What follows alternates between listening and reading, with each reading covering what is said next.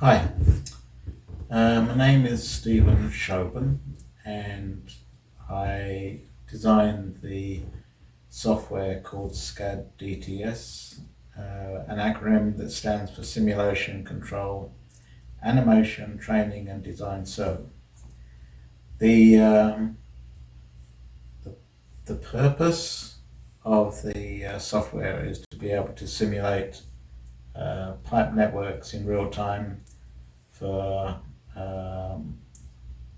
and electrical networks um, in and for the flow conditions that the that be handled subcooled and saturated and superheat state. The best thing I can do is to give you an example, and the nature of the. I'll go through the example. So we log in, and then the first thing that we do is we come to the account, and this is an object-oriented design, so we can have more than one account in the software. And if we sign in this particular case, we have a username anonymous and a password anonymous.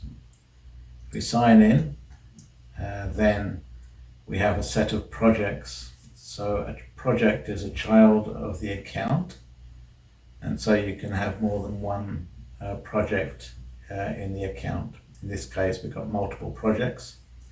If we select the top one, then that's how we select the project. And if we select the project down at the bottom of the page, then we come to the system. And the system is a child of the project, and so you can have multiple systems associated with one project. And if we select the system, the topmost system, then we can select the system at the base of the GUI of the window, and then we can select the circuit. And the circuit is a child of the system, and it incorporates the actual drawing associated with the circuit that needs to be simulated. Now, if you notice that in this particular case, the engine that's running this software is for a subcooled fluid. And the reason why it's subcooled is because it doesn't include the thermodynamic equations or data associated with saturated or superheated state. There is no change in state, it's always in a subcooled condition, and by that means you can use the the heat capacity at constant pressure in order to be able to compute the enthalpy and the temperature. So in this particular case, we have water and air. Now the fluid is, or rather the solution considers two possible fluids, either a full fluid, which is incompressible, in this particular case water, and a gas component, which in this particular case is air. It's a homogeneous fluid, okay, so that in the case that the factor is equal to 1, it corresponds to a fully incompressible fluid. And the factor I'm talking about is the mass fraction of the fluid. If the mass fraction is 1, then it's all the fluid, in this case water. And if it's 0, then the mass fraction, the component is is an ideal gas, which in this particular case is air, and the fluid will respond according to the in this case air, and the response is a function of the volume and the fluid flow. Okay, so if once we've selected the circuit, we have the diagram here. But first of all, we'll go in and select the control and then put it into runtime. If we go back to the circuit, then we have the environment for the circuit by selecting environment. And this shows the type of pipe it is, whether it be copper or lead or PVC. In this case it's copper, and the parameters associated with the circuit in relation to the pipe material is shown here. Now the atmospheric pressure and atmospheric temperature, PA and TA, are specified for the circuit. Now each circuit has an associated environment, so you can vary it according to the circuit, or you can leave it the same. But having said that, these are a function of the circuit. Then we have the default control volume, which is 0.3 feet cubed, and this is the mass fraction of the fluid, which in this particular case is 1, corresponding to a full fluid, and there's no gas. This is the specific heat of the fluid. This is the density. This is the viscosity, the dynamic viscosity. This is the roughness. And this is the differential time for the model as it progressively solves the equation set. And this is the actual time it takes in order to go from one iteration to the next. As you can see, there's a difference, but all the plots and time variation corresponds to the modeling time. This just identifies how quickly the processor is actually computing the equations. Okay, so the column under, well, I'll say the column, the display underneath is used in order to compute the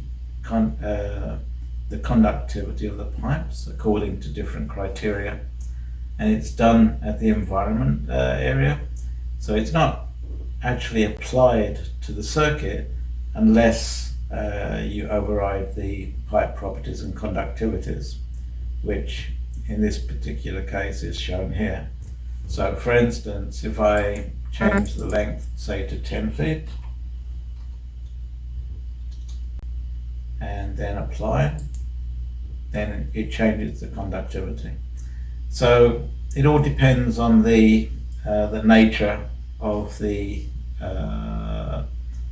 pipe network. It can either be very small pipe or it can be very large, and the conductivity is computed according to the Colebrook-White equation in order to calculate the friction factor, and then that's how it compute the Reynolds number in the same context. The same thing applies for different parameters, but I've separated them into different buttons. But then we don't have to override the conductivity of the pipes. It's just a possibility. Okay, now if we go back to the circuit, if we make a single left-hand click on the circuit drawing, it comes up as a separate page, and we can actually annotate the diagram with windows that display the state of that particular node. In the context of nodes and links, this diagram shows the nomenclature and the different symbols that are used to represent a circuit. So this is a circuit for which the node 1, node 8, node 6, node 7 and 5 are, well, in fact, let's take the green ones. Node 1, 8, 6 and 7 are ambient pressure nodes. In other words, it's a boundary condition for which the value at on the environment page determines what the value is going to be for the ambient pressure. In the case of node 5, it's a pressure source, and so the user or the operator has the ability to vary the pressure, and you can do that by selecting say node 5 and then submit, and these are the pressures that you have at node 5 and also the temperature, the mass fraction and the enthalpy. Now this is a subcooled fluid, and we can adjust the pressure as we want. In the case of node 1, as is for the other ambient nodes, the pressure is 14.7. Okay, in the case of node 2, it's dynamically calculated, and so we have more information because at node 2 we can specify the volume of the control volume, because these represent control volumes, and this is the actual volume, which is 0.31 feet cubed. The mass fraction is shown here, the enthalpy, and we also have the ability to enter heat into the node. Right, now the same thing applies with node 3, node 4,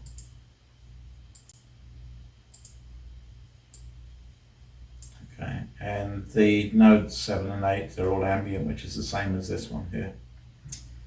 Okay, now in between the links, okay, so the node indices are shown here, and though it's the numbers without a chevron, open and closed chevron.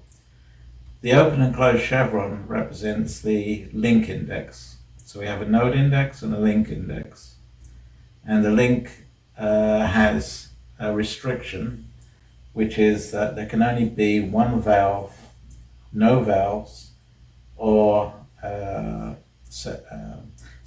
no resistive component and no active component, or an active component or a resistive component. Okay, so in that sense, in this case, it's just a pipe. There is no resistive or active component. But in the case of node 2, there's a pump, which is an active component. So if we look at link 2,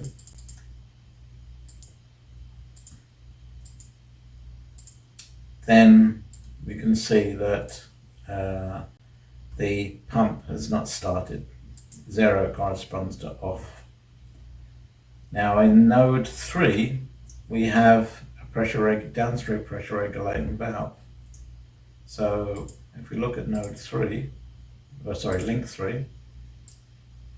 so this is a special case because this is a internal PID controller, and in this particular case the integral and derivative are 0, and that we have just the gain on the proportional term, and that's xp, and it's a value of 0.2. Given the iteration rate that we're using, then it's necessary to reduce the proportional gain, or in fact it's related, not necessarily related to the iteration time, but it also is related to the response of the system. Bear in mind that this is an incompressible system. So it ends up that a value of 0.2 effectively controls the stability of the control loop, and we can control the downstream pressure according to the range of the controller. In the case of link 4, let me show that here, then we have a valve. Okay, so irrespective of the pressure that we have here, the valve is closed and the flow rate is 0. Now if we start the pump, we can see that the flow increases. We've got no flow contribution here, and there's no flow rate through here, although we can have a look at it, which is link 6, and we can see that that's 0. Okay, so the flow rate through the pump is equal to the flow rate through the pressure regulating valve, and the pressure regulating valve is controlling the pressure at node 4, which is 27 psi, and compared to the upstream pressure, which is 43 psi. Now, and the position of the valve is 0.76, so it's regulating. So that if we then increase or open the valve by selecting the V term for the valve position, and we can override it, and as a result the flow rate increases to 3.192, and so there's a disparity between the flow rate going into node 3 and the flow rate coming out according to the flow rate that we have coming from this point here. And so if we increase the pressure, let's say to 70, you'll see the impact on node 3. Okay, so that's the result of increasing the pressure at node 5, which is a pressure source. Now, the same information, even though graphically you can see everything that's going on, from the links, if we go to the links page, then we can see all the links of the system.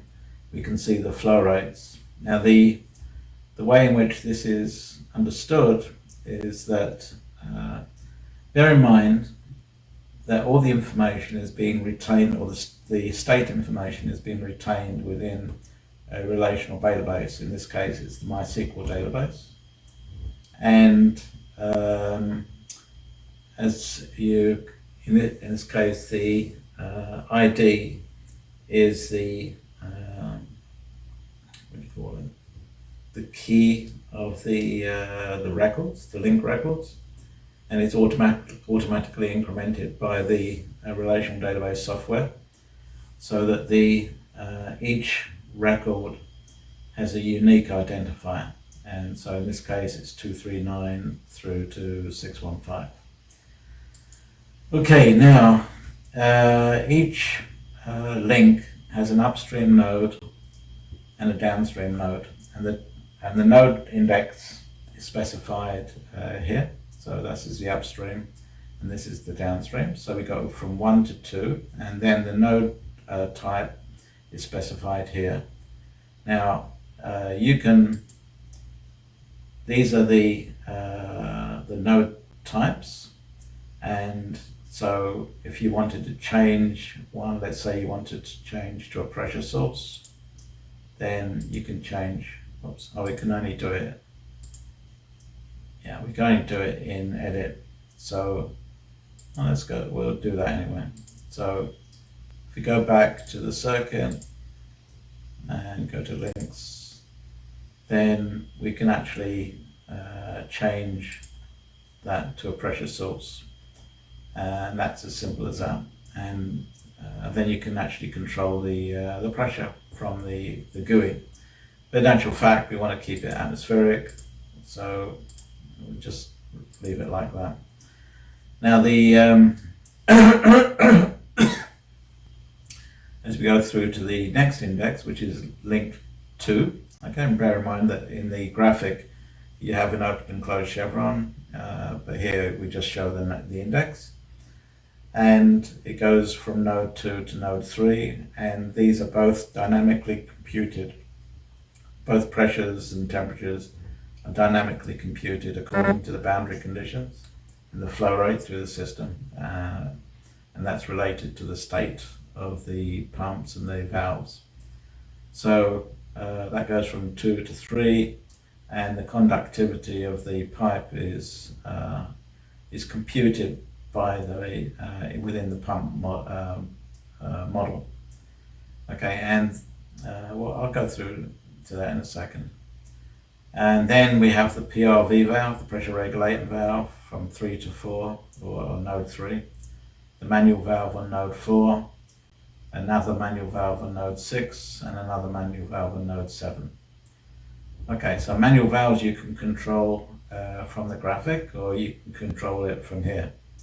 If we select the pump, and then select the same type of pump, which is the electric pump, then we get the information for the electric pump. So you have some of the information on the graphic, but you don't have everything. And so in this particular case, this is the no load pressure, and this is the time constant of the electric pump, which is 1 second. This is the pressure. Because this follows a I think it's a quadratic equation. Yeah. Okay, so the type specifies whether the pump follows a square law, which is the relationship between the dynamic head and the flow. Typically it can be a square law, or it can be a linear. In the case of linear, then the equation is different, and it's easy to simulate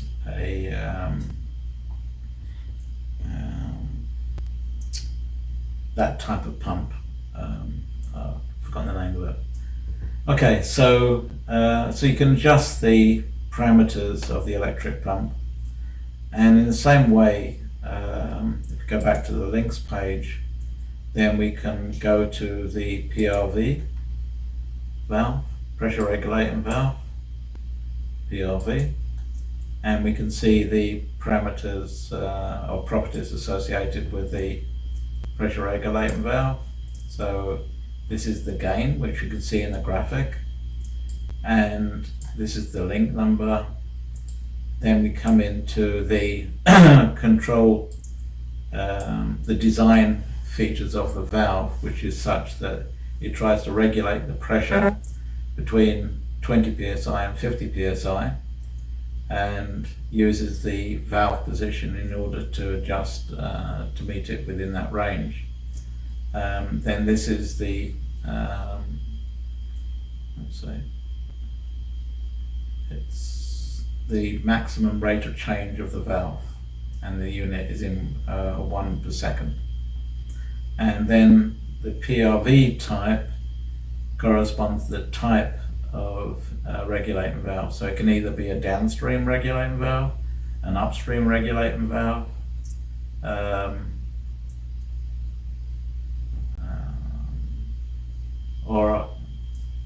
and a flow control valve. Okay, the other points are not required, so I've left it blank, not in this particular case. Okay, so if we go back to the controls, I think, and let's go back to the circuit, and let's go back to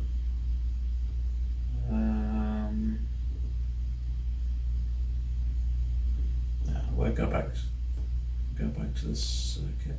Oh, wait a minute. Yeah, go back to the environment now.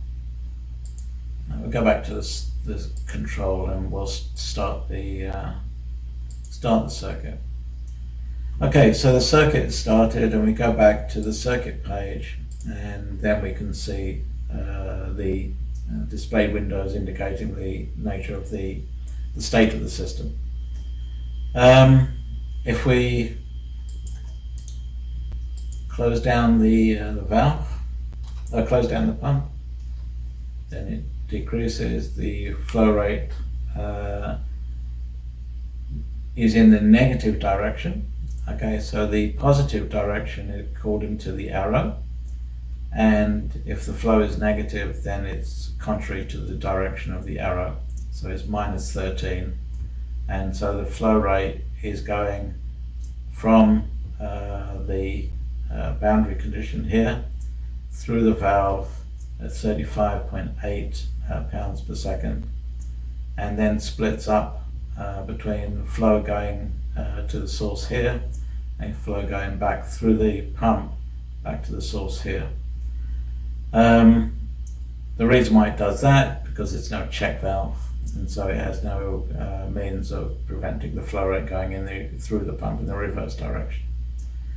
Okay, I think that will do for now, and let's see where we go.